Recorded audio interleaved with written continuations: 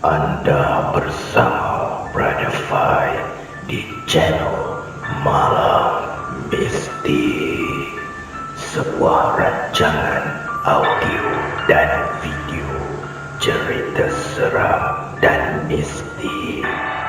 Semoga anda semua terhibur.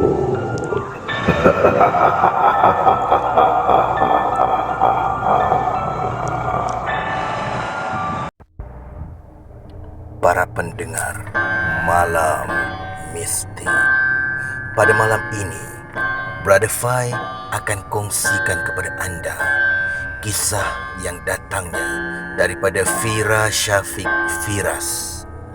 Kisah yang bertajuk Hospital. Pada awal tahun ni, anak akak yang nombor 3, umur 13 tahun, mengalami kemalangan. Masa tu, dia baru je pulang dari kelas tambahan di sekolah. Semasa melintas dan dia betul-betul berdiri dekat lain putih di tengah jalan raya tu, tiba-tiba datang sebuah motosikal dengan laju dan meluru terus melanggar anak akak ni. Akibat kemalangan tu, anak akak telah mengalami patah di buku lali sebelah kiri, patah jari kelingking dan retak atas belakang kaki. Semua kecederaan tu di kaki sebelah kiri. Tapi bukan sebab kemalangan tu yang akak nak cerita. Akak nak kongsi cerita masa di hospital. Anak akak ni telah dimasukkan ke salah satu hospital di negeri negeri mana ya? Pasir Pendengung kot. 6 hari jugalah anak akak ni akak berkampung di situ. Semasa hari kedua, iaitu hari operation untuk memasukkan besi K-wire di ankle anak akak ni, operation tu terpaksa dibuat sebelah petang. Sebelum ni, doktor memaklumkan operation akan dibuat sebelah pagi. Tapi disebabkan ramai pesakit emergency operation, anak akak dipospon ke sebelah petang. Selepas asar hari tu, anak akak pun ditolak masuk ke operation room. Selepas menandatangani surat persetujuan dan dikenalkan dengan doktor-doktor yang akan menjalankan operation tersebut, akak pun diminta menunggu di bilik menunggu di luar.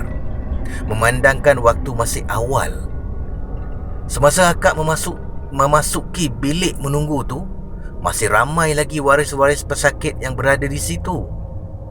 Masing-masing buat hal sendiri, walaupun saling berbalas senyuman.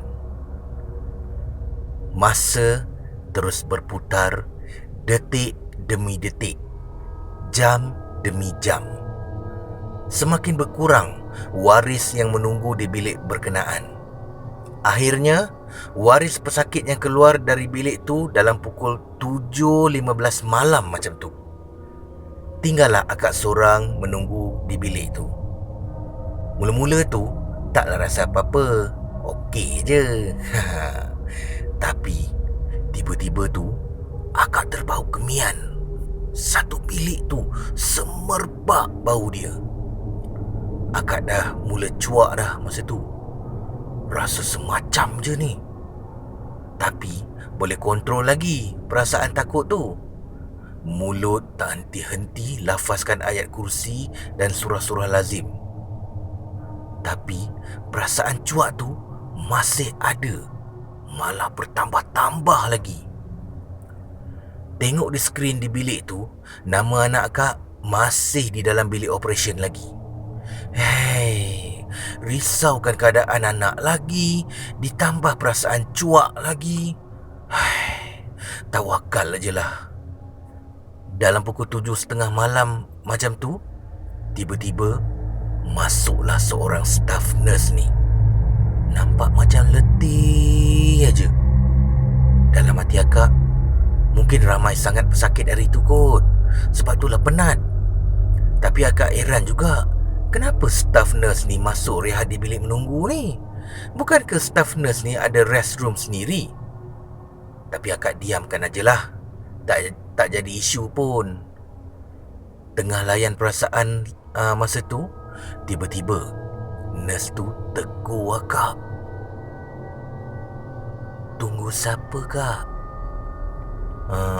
Tunggu anak masih dalam operation room. Oh, berani akak ya duduk sorang-sorang kat bilik ni waktu macam ni pula. Akak pun jawablah. Kenalah tunggu kat sini. Kalau tunggu kat luar tak tahu pula nanti anak dah selesai. Akak tanya bilik kat nurse tu time rehat ke? Dia cakap, ya. Tiba-tiba nurse tu bangun dan cakap pada akak, Kak, saya pergi dulu ya. Akak cakap, okeylah. Tapi akak tengok nurse tu jalan terus saja. Akak cuak dah masa tu, sebab depan tu dinding batu, tak ada pintu. Pintu berada di sebelah kiri. Akak tengok misi tu jalan terus je. Dan tiba-tiba tembus macam termasuk dalam dinding tu dan terus hilang. Masa tu bau kemih dah hilang, tapi digantikan pula dengan bau kapur barus. Allahu Akbar. Astaghfirullahalazim. Ya Allah, ya Allah. Punyalah terkejut akak masa tu, tak tahu nak kata apa dah. Akak pun tak berlengah lagi, terus keluar dari situ dan pergi surau untuk solat maghrib. Lepas solat tu, barulah perasaan takut tu reda sikit. Esoknya, barulah akak tahu dari nurse yang bertugas, bilik tu memang keras. Lebih-lebih lagi waktu senja masa akak tunggu tu, dah ramai yang terkena kat situ. Nurse tu cakap 5 tahun lepas ada seorang nurse ni meninggal dunia dekat bilik tu sebab penyakit asma. Mungkin itulah sebabnya bilik tu dihuni entiti. Wallahu alam. Sekian daripada Fira Syafiq Firas. Terima kasih, Brother Fai. Peace, no war.